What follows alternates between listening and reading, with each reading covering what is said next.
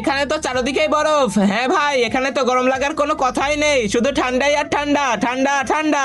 হ্যাঁ ভাই, আমরা পুরা গরম এখানেই থাকবো, শুধু মজাই আর মজা। ইয়ে ইস, আবে জাদুকর, আমাদের অনেক ঠান্ডা লাগছে আর আমরা তো ঘর থেকে সোয়েটারও আনিনি, কিছু করো।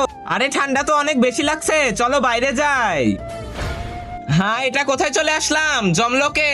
জমলোক, তার মানে আমরা মারা গেছি? হ্যাঁ, তোমরা মারা গেছো, কিন্তু কিভাবে? ওই দেখো। তার আগে দেখতে চাই তুমি কাকে বেশি ভালোবাসো, সুন্দরী মেয়েটাকে নাকি কলিজার বাবাকে?